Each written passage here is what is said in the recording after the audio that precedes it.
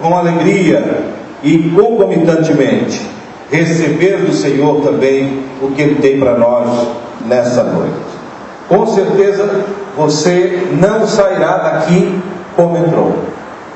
E garanto que Deus tem uma palavra para você nessa noite e tem uma bênção especial para você nessa noite. Você pode dizer amém? Amém. E eu quero que você medite comigo. Vamos meditar numa passagem bíblica e vamos ser breves, mas vamos ouvir e vamos meditar na palavra do Senhor, porque Deus tem algo de especial para nós nesse culto da vitória. Quero ler primeiramente o Evangelho São Marcos, capítulo 4, duas passagens em evangelhos diferentes, mas com o mesmo tema. Marcos capítulo 4, versículo 35 a seguir, nos diz assim: Naquele dia, sendo já tarde, disse-lhes Jesus: Passemos para outra margem. Deixando a multidão, eles o levaram consigo, assim como estava no barco. Havia também com ele outros barquinhos. Ora, levantou-se grande temporal de vento, e as ondas se arremessavam contra o barco, de modo que já estava a encher-se. Jesus estava na polpa, dormindo sobre uma almofada. Os discípulos o despertaram, dizendo: Mestre, não se te dá que pereçamos? Ele, despertando, repreendeu o vento e disse ao mar: Cala-te, aquieta-te. Então o vento se aquietou e houve grande bonança. E ele disse aos discípulos: Por que sois tão tímidos? Ainda não tendes fé? Eles, sentindo grande temor, diziam uns aos outros: Quem é este, que até o vento e o mar lhe obedecem? O mesmo tema no Evangelho de Mateus, capítulo 14. Uma passagem de igual modo, em circunstâncias diferentes. E agora Jesus anda sobre o mar. Mateus 14 e 22 a seguir. Amém? Logo em seguida ordenou Jesus que os seus discípulos entrassem no barco e fosse adiante para o outro lado, enquanto ele despedia a multidão. Despedida a multidão, ele subiu ao monte para orar à parte. Ao cair da tarde, ao monte para orar, ao cair da tarde, estava ali sozinho. Entretanto, o barco já estava no meio do mar, açoitado pelas ondas, porque o vento era contrário. Na quarta vigília da noite, dirigiu-se Jesus a eles, andando por sobre o mar. Os discípulos, vendo caminhar por sobre o mar, assustaram-se, dizendo: É um fantasma, e gritaram de medo. Jesus, porém, imediatamente lhes disse: Tende bom ânimo, sou eu, não temais. Respondeu-lhe Pedro: Senhor, se és tu, manda-me ter contigo por sobre as águas. E ele disse: Vem. E Pedro, descendo do barco, andou por sobre as águas para ir ter com Jesus. Mas, observando novamente o vento forte, teve medo e começou a afundar e clamou: Senhor, salva! Imediatamente Jesus estendeu a mão, tomou e lhe disse: Homem de pequena fé, por que duvidaste? Entrando ambos no barco, o vento cessou.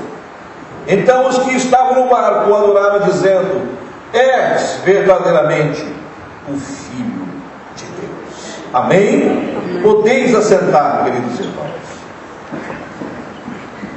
A palavra que Deus colocou em meu coração nessa noite é para fazermos uma breve reflexão sobre as tempestades da vida. E esses dois episódios aconteceram em horários diferentes, em cenários momentaneamente diferentes, mas no mesmo lugar, no mesmo mar, chamado Mar da Galileia, ou conhecido como Lago de Genezaré. Na verdade, não se trata de um mar, se trata de um lago de 21 quilômetros de comprimento e 14 quilômetros de largura. Água do mar da Galileia, que é alimentado pelas águas do Rio Jordão, e que, por consequência, as águas também da Galileia alimentam o Mar Morto. Inclusive, cada vez mais, depois nós vamos conversar sobre isso, não é, pastor Roberto? Nós estivemos lá e vimos de perto isso.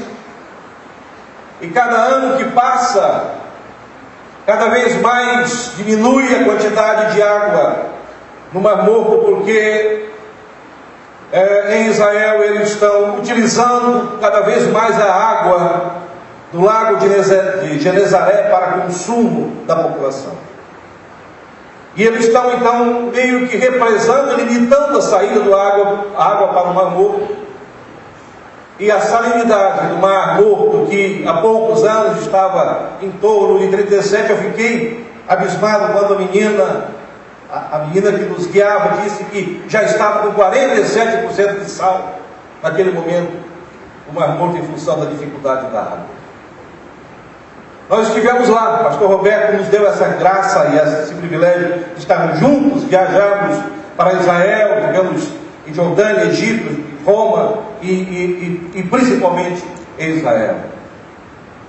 E esse mesmo lago que nós nos referimos, também fizemos a travessia, que foi inclusive um momento marcante, pastor Roberto, foi quando fomos tomados de um Pentecoste inigualável naquele dia, quando estávamos fazendo a travessia do mar da Galileia para Tiberíades.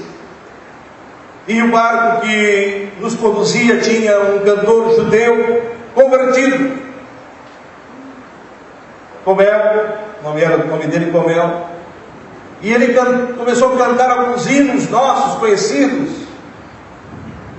E caiu o grande Pentecostes naquele barco, amém?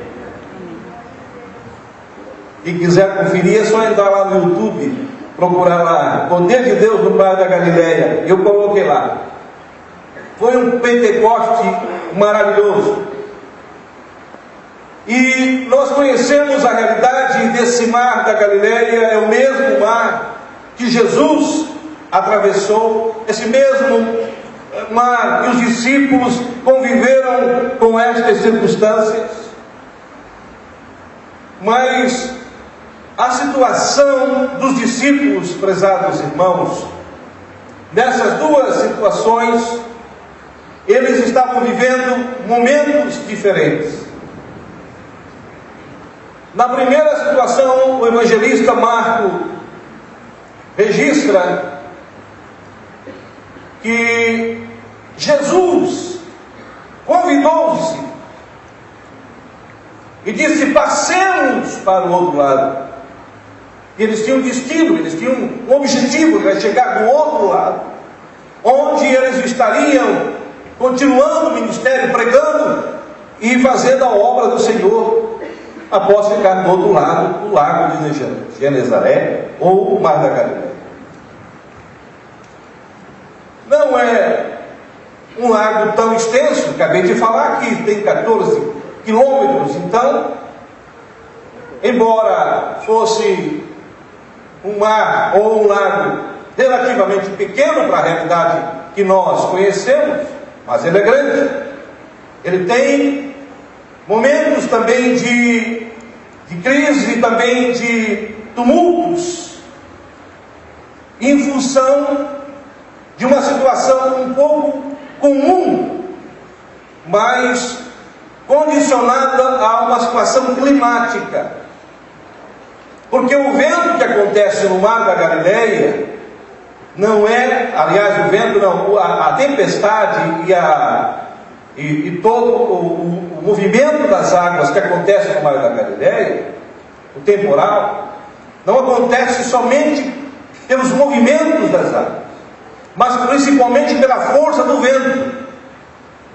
Porque nós temos no norte de Israel, e nós conhecemos isso lá, nós olhamos de perto isso, no Monte Hermon, no ápice do Monte Hermon, existe uma área muito gelada, muito fria, porque é muito alto o Monte Hermon. Aquele vento gelado, quando ele desce, e eles começam a ser encurralados pelas montanhas de Golã, que nós olhávamos, inclusive, pastor Roberto, as montanhas de Golã, como apertava o Mar da Galileia. O vento quente que vem do Mar Morto, um vento frio que vem do Monte Horebe, ele desce e vai empurrando. Quando se encontra, dá uma tempestade de vento. E essas tempestades, elas eram inesperadas, elas eram e continuam sendo assim, por causa de uma condição geográfica e climática. Os discípulos conheciam essa realidade, tinham já convivido em algumas circunstâncias com algumas tempestades, mas nenhuma semelhante àquelas. Porque quando Jesus disse, passemos para o outro lado, eles já olharam para o tempo. Pescador conhece o tempo, pescador conhece os ventos. Mas eles disseram, o mestre mandou, nós vamos. Se o mestre determinou, vamos. Alguém pode ter olhado para o vento, Pedro, Tiago, João, um deles que eram pescadores. Pedro tinha uma indústria de pesca, nós conhecemos isso lá. Tinha uma indústria de pesca, ele era empresário da pesca.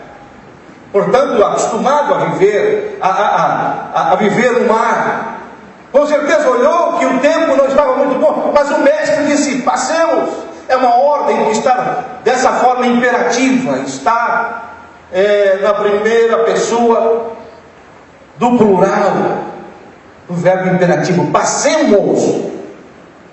É a ordem do mestre, passemos. Se o Senhor disse, vamos, passemos, porque Ele está garantindo que Ele vai estar no controle de tudo. Quando o Senhor diz para a sua vida, irmão, para a sua vida, irmã, de que Ele tem um projeto para a sua vida, de que não há tempestade na vida, que não há obstáculo e problema que possa atrapalhar ou desviá-la do seu sonho, do seu objetivo. Se Ele disser para você, eu tenho uma bênção para você, acredite, porque Ele irá cumprir.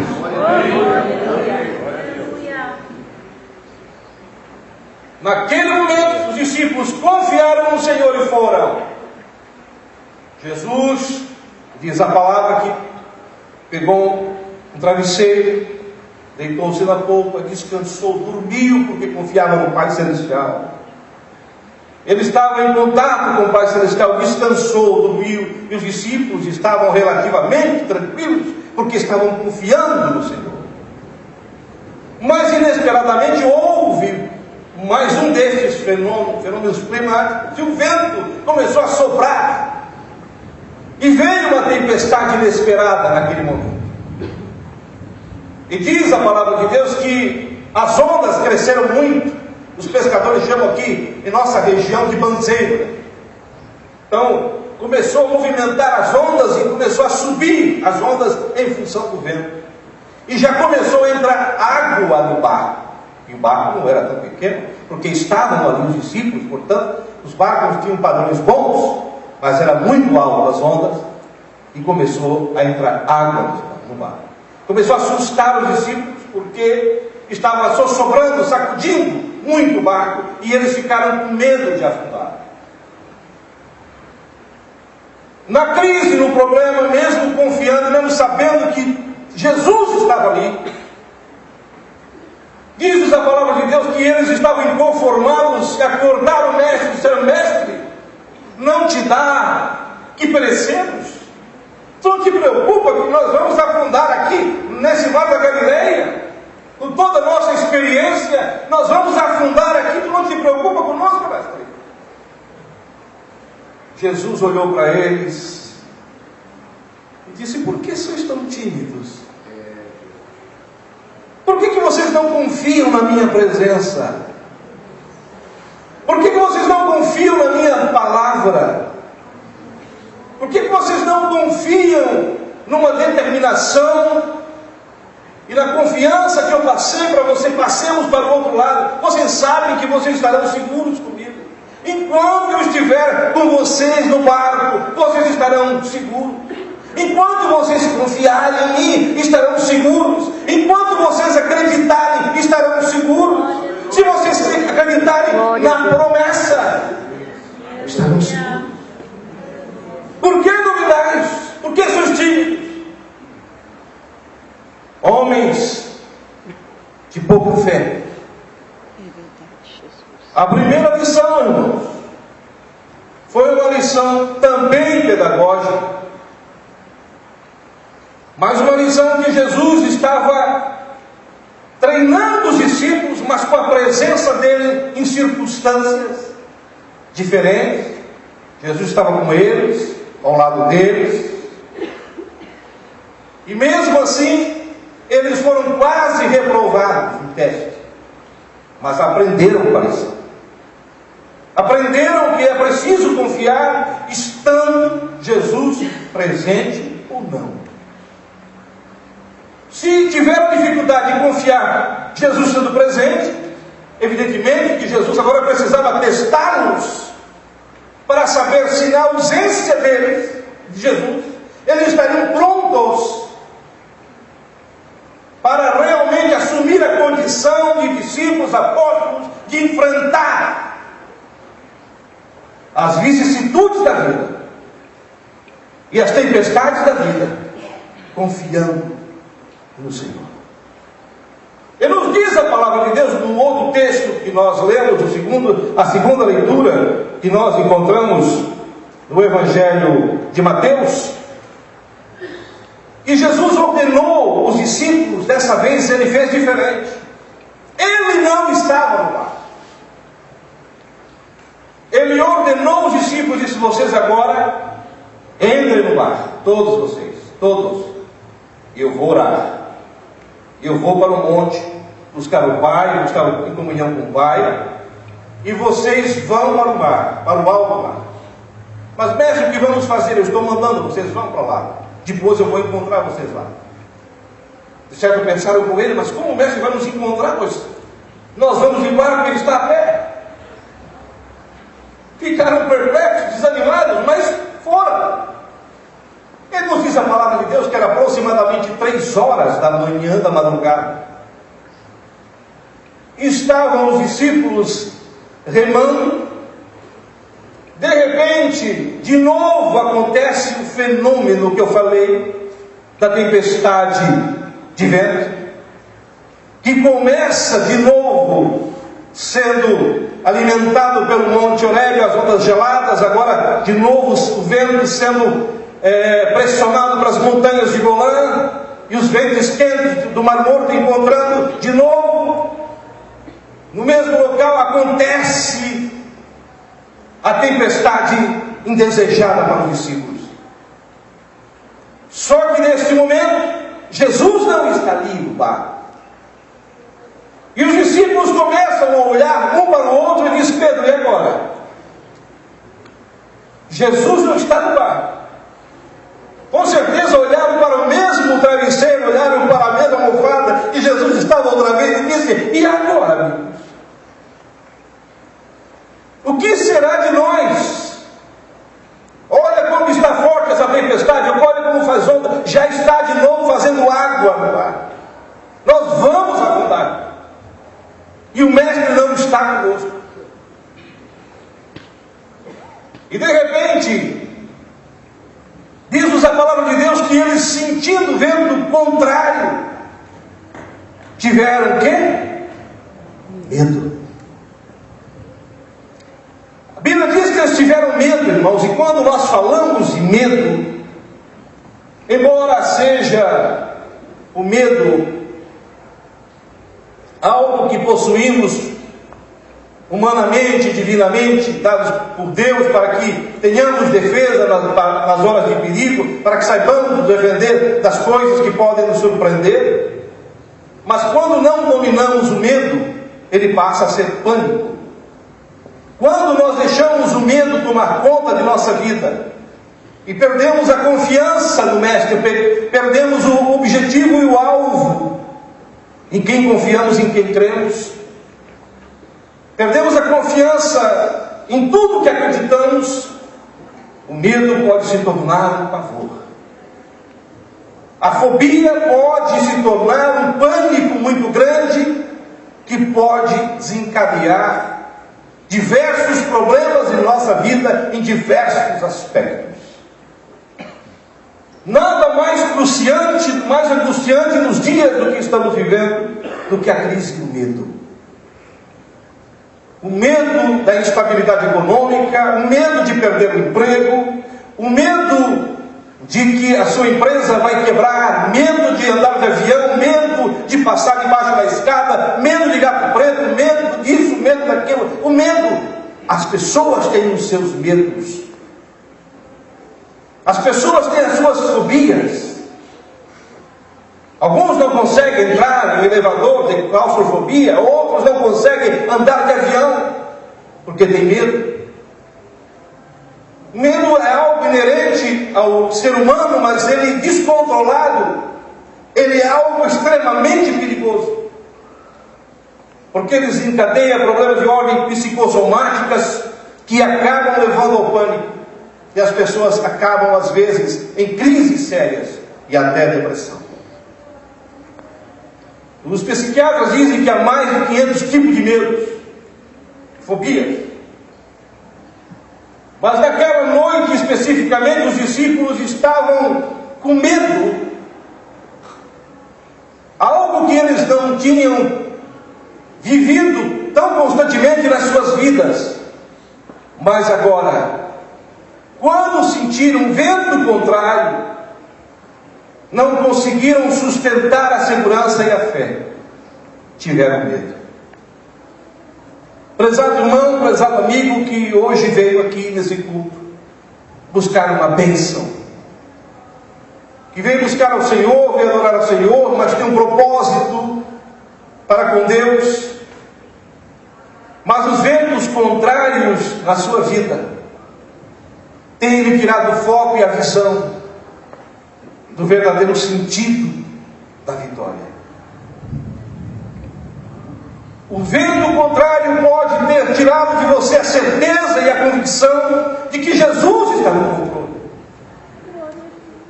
O medo, com o vento contrário, pode ter você deixado de acreditar que Jesus está no barco, mesmo ele não estando presente fisicamente. Mas precisamos acreditar que Ele está conosco, porque Ele disse: estarei convosco todos os dias até a consumação do século. Amém? Amém. Os discípulos, sentindo o vento contrário, tiveram medo. O vento contrário pode ser a sua empresa, pode ser a sua família, pode ser o seu filho dependente químico de droga. O vento contrário pode ser o seu casamento que está ruindo. O vento contrário pode ser aquela doença inesperada que você não imaginava que aconteceria na sua vida. O vento contrário pode ser uma perda inesperada de um ente querido, alguém que você muito ama e perdeu. O vento contrário pode estabelecer em diversas formas e que você não tem controle sobre ele, porque é um vento contrário.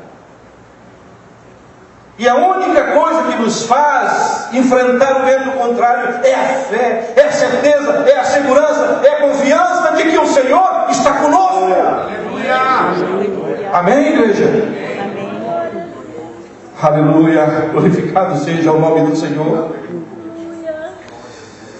E a Bíblia diz que eles ficaram com medo e de repente viram alguém caminhando sobre as águas. Olha, alguém com medo. Alguém com medo, no meio do mar, 3 horas da manhã.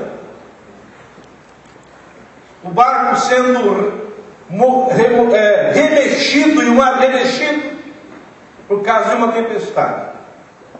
E alguém olha de longe, já com medo, alguém caminhando sobre as águas. Eles não imaginavam que era o mestre, eles não tinham essa convicção. E diz a Bíblia que eles olharam de longe e não reconheceram Jesus. Porque na tempestade é difícil às vezes reconhecer Jesus. Na tempestade às vezes é difícil reconhecer o mestre. Porque fica nebuloso. Porque tudo fica difícil. Porque aí se torna um fantasma. E foi exatamente o que os discípulos viram. Eles começaram a gritar e disseram: é um fantasma. E entraram em desespero, porque não reconheceram na crise, no problema, na dificuldade, pela falta de confiança. Não reconheceram Jesus no meio da tempestade. E só deixaram agigantar o fantasma por causa do medo.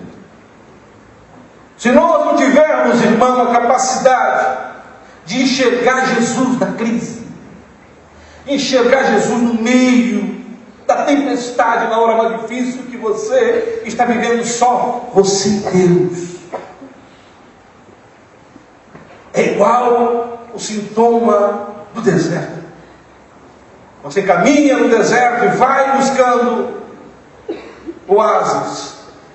E você pode até chegar no oásis. Enquanto você está no deserto, você ainda tem esperança de que algo aconteça de novo na sua vida, um oásis para alimentar a sua sede, descedentar a sua sede, ou então algum momento de conforto. Mas quando você sai do deserto e entra no vale, é só você e Deus. Ali não tem jeito, é você e Deus. É a hora do gemido. É a hora que você tem que dizer: Pai, eu te enxergo, eu te vejo no meio da crise. Eu te enxergo no meio da minha enfermidade. Eu consigo te ver, Senhor, no meio da minha angústia. Eu consigo te ver no meio dos problemas que estou vivendo. Eu consigo te sentir. Glória a Deus. Glória a Deus. Aleluia. Aleluia. Glória a Deus. Glória a Deus. Louvado seja o teu nome, Senhor. Aleluia. Glória a Deus. Aleluia. Nós precisamos aprender a enxergar Jesus no meio das tempestades, dos nossos problemas, das nossas crises existenciais, aquilo que você não esperava. Não deixe que os fantasmas, que o fantasma que você cria, afaste você de Jesus. Ora, os discípulos começaram a gritar que era um fantasma. Irmãos, fantasma mitológico. Está na cabeça das pessoas, não existe fantasma. Existe na cabeça das pessoas que imaginam só, provocada pelo medo, pela sensação de medo. O fantasma aqui representa o gigante que você cria contra você mesmo, o obstáculo que você cria contra você mesmo. A bênção está perto de você, mas você não consegue enxergar Jesus ali na frente, porque existe um fantasma no meio. Oh, glória a Deus, aleluia.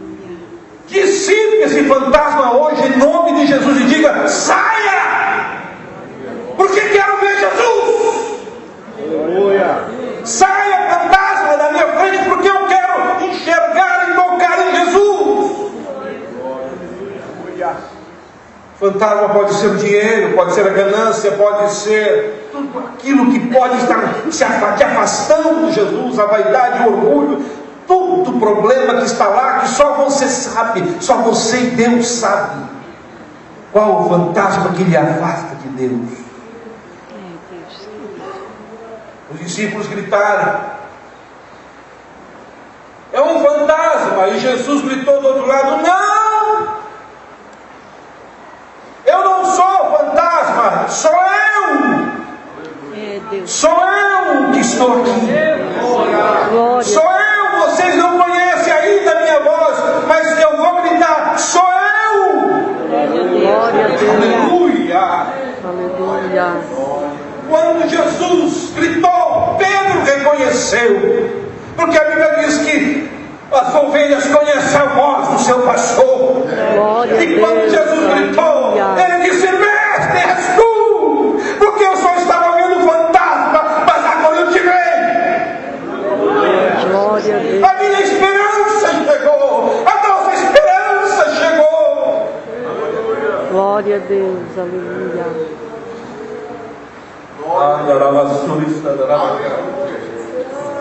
Aleluia. E Pedro ainda insistiu e disse: Mestre, se és tu, manda-me ter contigo sobre as águas. É verdade, Jesus. Aleluia. Glória a Deus. Porque eu quero mostrar para vocês que tudo que está abaixo do meu pé, eu domino até as águas do monte. Tudo que estiver abaixo dos meus pés estão sob o meu controle. Eu quero que tu surfa nessa onda, Pedro. Venha comigo surfar nessa onda. Venha. Disse: mestre, eu posso, pode. Mas eu nunca andei de skate assim, mestre. Eu nunca andei em cima da água. Eu não sei como se faz isso. Vem, Pedro. Vem. Vem, você não está vendo o fantasma, você está me vendo. Venha, Pedro. Aleluia, que cena. E aí Jesus dá um banho de física, humilha a lei de Newton, meio todas as leis naturais, e começa a andar, continua andando sobre as águas. E Pedro, de repente, algo espetacular essa cena, pastores. Pedro pensa comigo: é dessa vez que eu vou surfar da fé. Eu vou também nessa, e vou ter com Jesus. E parece que vejo Pedro se esforçando para colocar os pés na água, mas um pouco de medo e fé misturado. Por causa do vento contrário, por causa do vento forte. De repente começa a tocar a água e sente que há uma firmeza debaixo dos seus pés. Porque apesar de ser água e mar sombrio, e um mar agitado, violento, mas ele conseguia colocar a planta dos seus pés e começa a sair do barco e caminhar, a pisar por cima das águas, irmãos. Imagine isso. Pedro andando sobre as águas. Mas ele diz: não é verdade que eu estou andando sobre as águas.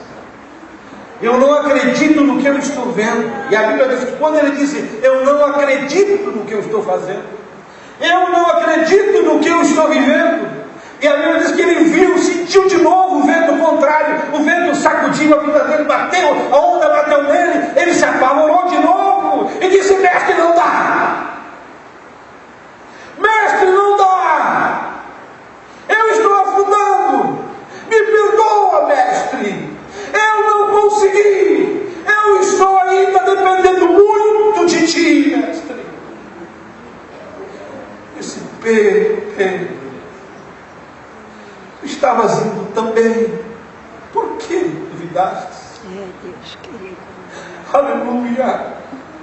Deus está olhando para você aqui nessa noite, está dizendo: Maria, João, Pedro, tu estavas indo tão bem, a tua corrente de oração, os teus propósitos, você já estava caminhando sobre as águas, você estava quase chegando lá, você estava vencendo o medo, a tempestade, o vento contrário, mas de repente de novo sente o vento contrário e começa a desanimar, começa a querer voltar atrás, a romper a corrente. Eu não estou confiando que eu vou receber a cura, eu não estou confiando que eu vou conseguir um bom emprego, eu não estou confiando que eu vou passar nesse concurso, eu não estou confiando que eu vou salvar o meu casamento, eu não estou confiando que eu vou conseguir a libertação do meu filho.